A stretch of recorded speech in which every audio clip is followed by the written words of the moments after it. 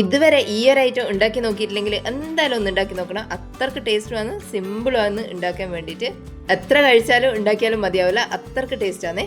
ഇത് ഉണ്ടാക്കാൻ വേണ്ടിയിട്ട് ആദ്യം തന്നെ ഒരു കടായിലേക്ക് 2 ടേബിൾ സ്പൂൺ നെയ്യ് ഒഴിച്ചു കൊടുക്കാം. നെയ്യൊന്ന് ചൂടായി വരുന്ന സമയത്ത് ഇതിൻ്റെ അകത്തേക്ക് ഗ്രേറ്റ് ചെയ്തിട്ടുള്ള 2 കപ്പ് ക്യാരറ്റ് ഇട്ട് കൊടുക്കാം.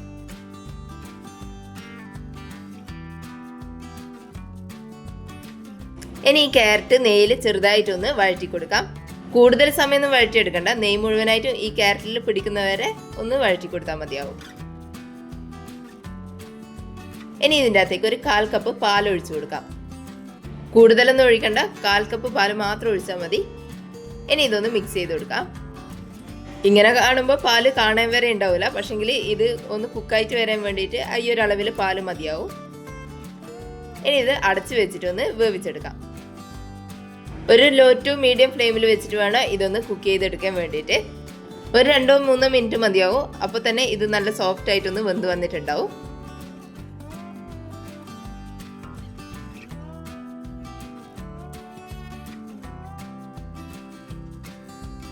ഇനി ഇതിലേക്ക് 1/2 കപ്പ് പഞ്ചസാര ഇട്ട് കൊടുക്കാം. ഇത് നല്ല മധുരമാണ്. ഇത്ര മധുരം വേണ്ടാന്നുണ്ടെങ്കിൽ പഞ്ചസാരൻ്റെ അളവ് കുറക്കാം.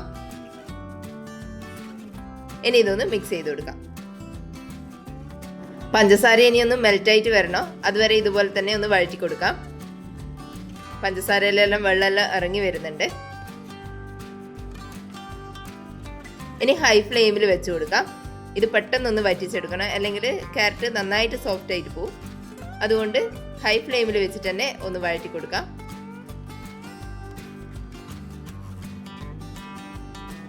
പഞ്ചസാര മുഴുവൻ അലിഞ്ഞു വരുമ്പോഴേക്കും ഇതുപോലെ ഉണ്ടാവും, നന്നായിട്ട് വെള്ളം ഇറങ്ങിയിട്ടുണ്ടാവും. ഈ സമയത്ത് ഇതിൻ്റെ അകത്തേക്ക് ഒരു 10 ഈത്തപ്പഴം ചെറുതായിട്ട് അരിഞ്ഞിട്ട് ഇട്ട് കൊടുക്കാം. ഈത്തപ്പഴം കൂടി നന്നായിട്ടൊന്ന് മിക്സ് ചെയ്ത് കൊടുക്കാം.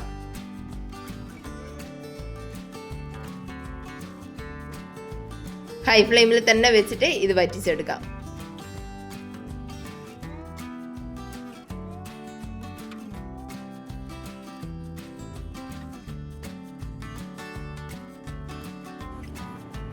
ഇതുപോലെ ഒന്ന് വറ്റി വന്നു കഴിഞ്ഞാൽ ഫ്ലെയിം ഒന്ന് മീഡിയത്തിലേക്ക് വെക്കുക. ഇനി ഇതിൻ്റെ അകത്തേക്ക് ഒരു 1/2 കപ്പ് പാൽപ്പൊടി കൂടി ഇട്ട് കൊടുക്കാം. പാൽപ്പൊടി ഇട്ട് കൊടുത്തു കഴിഞ്ഞാൽ പെട്ടെന്ന് തന്നെ മിക്സ് ചെയ്തെടുക്കുക. പാൽപ്പൊടി കട്ട കെട്ടാത്ത വിധത്തിൽ പെട്ടെന്നൊന്ന് യോജിപ്പിച്ചെടുക്കാം.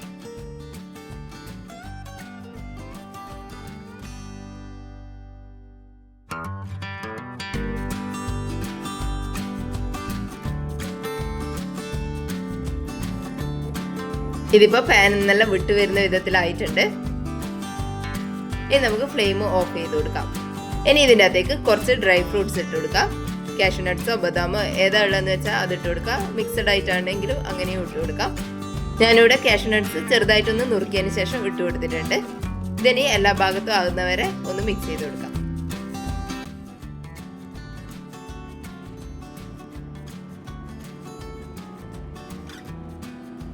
ഇനി കുറച്ച് സമയം ഇതൊന്ന് ചൂടാറാൻ വേണ്ടിയിട്ട് മാറ്റി വെക്കാം.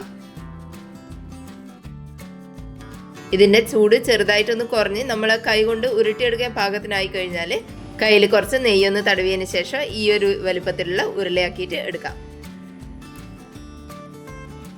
ഇതുപോലെ ഒന്ന് ഉരുട്ടി കൊടുക്കാം. ബാക്കിയുള്ളത് കൂടി ഇതുപോലെ ഒന്ന് ചെയ്തെടുക്കാം. മുഴുവനും ഇതുപോലെ ചെയ്തെടുത്തതിന് ശേഷം ചെറുതായിട്ടൊന്ന് സെറ്റാകാൻ വേണ്ടിയിട്ട് ഫ്രിഡ്ജിൽ എടുത്ത് വെക്കാം. അത് നിർബന്ധമൊന്നുമില്ല, ഉണ്ടാക്കിയ പാടെ തന്നെ ഇത് കഴിക്കാം. പക്ഷെങ്കിൽ ഒന്നുകൂടി സെറ്റാവാൻ വേണ്ടിയിട്ട് മാത്രം ചൂടാറുന്നവരെ ഫ്രിഡ്ജിൽ വെക്കാം. സിമ്പിളായിട്ട് ഉണ്ടാക്കിയെടുക്കാൻ പറ്റിയ ഒരു അടിപൊളി റെസിപ്പിയാണ്. കുട്ടികൾക്കെല്ലാം എന്തായാലും ഇഷ്ടപ്പെടും. ക്യാരറ്റിൻ്റെയും ഡേറ്റ്സിൻ്റെയും എല്ലാം ടേസ്റ്റും അതിൻ്റെ കൂടെ തന്നെ പാൽപ്പൊടിയും കൂടി വരുമ്പോൾ അടിപൊളിയാണ്. എല്ലാവരും ഒന്ന് ഉണ്ടാക്കി നോക്കിക്കോ. വീഡിയോ കണ്ടിട്ട് ഇഷ്ടമായിട്ടുണ്ടെങ്കിൽ ഒന്ന് ലൈക്ക് ചെയ്ത് സബ്സ്ക്രൈബ് ചെയ്യണേ. താങ്ക്